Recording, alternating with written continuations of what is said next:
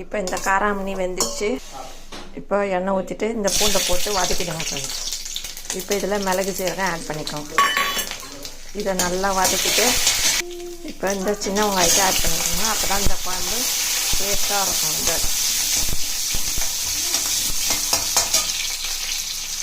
இது நல்லா வதங்கட்டும். இப்போ இதிலே தேங்காய் ஆட் பண்ணி நல்லா வதக்கிடுங்க. இது ரெண்டுமே நல்லா வதங்கட்டும். அதான் நல்லா வாசனையாக இருக்கும், நல்லா டேஸ்ட்டாக இருக்கும் இந்த குழம்பு.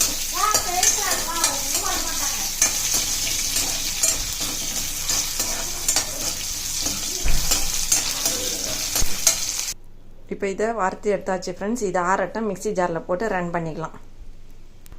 இப்போ அதே கடாயில் எண்ணெய் ஊற்றிட்டு இந்த வெங்காயத்தை ஆட் பண்ணி நல்லா வதக்கிடுங்க ஃப்ரெண்ட்ஸ்.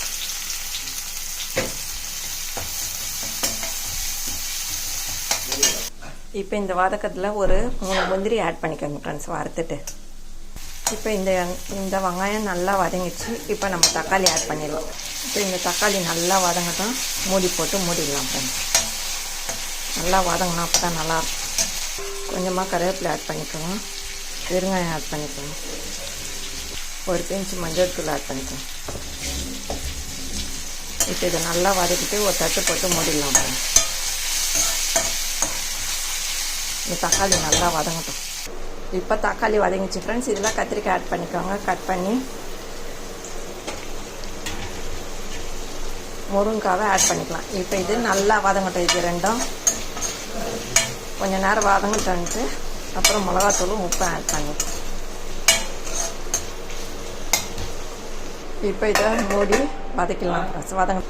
காராமணியில் உப்பு இருக்குது, அதனால் இதில் கொஞ்சமாக உப்பு ஆட் பண்ணிக்கோங்க ஃப்ரெண்ட்ஸ்.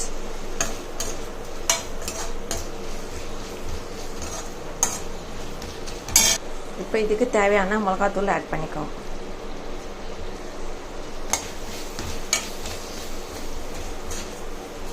இது கொஞ்சம் நேரம் நல்லா வதங்கட்டும், கொஞ்சமாக தண்ணி ஆட் பண்ணிக்கலாம். இப்போ இதில் கொஞ்சமாக அரிசி கழுவுன தண்ணி ஆட் பண்ணுங்கள், நல்லா டேஸ்ட்டாக இருக்கும் இது. இப்போ இது மிக்ஸி ஜாரில் ஆட் பண்ணி நல்லா நைஸாக அரைச்சிக்கலாம் ஃப்ரெண்ட்ஸ். இப்போ இதை அரைச்சது இதிலே ஆட் பண்ணி நல்லா கலக்கிடுங்க ஃப்ரெண்ட்ஸ். இப்போ இதை எடுத்து இந்த காராமணியிலே போட்டு வேக வச்சிடலாம் ஃப்ரெண்ட்ஸ். இப்போ இதை மூடியை போட்டு ஒரு 5 நிமிஷம் வெந்தாலே இது வெந்துடும் ஃப்ரெண்ட்ஸ். ரொம்ப நேரம் வேக வைக்காதீங்க, எல்லாமே வெந்தது தான். ஒரு 5 நிமிஷம் ஒரே கொதியில் வெந்துடும். இப்போ இந்த குழம்பு ரெடி ஆகிடுச்சு ஃப்ரெண்ட்ஸ். இதை சாதத்துக்கு ஊற்றி சாப்பிட்லாம் ஃப்ரெண்ட்ஸ். செம்ம டேஸ்ட்டாக இருக்கும் இந்த குழம்பு. இப்போ இது ரெடி ஆகிடுச்சு ஃப்ரெண்ட்ஸ். இந்த வீடியோ பிடிச்சிருந்தால் லைக் பண்ணுங்கள், ஷேர் பண்ணுங்கள், சப்ஸ்கிரைப் பண்ணுங்கள் ஃப்ரெண்ட்ஸ். Tata bye bye. மீண்டும் அடுத்த வீடியோவில் சந்திப்போம்.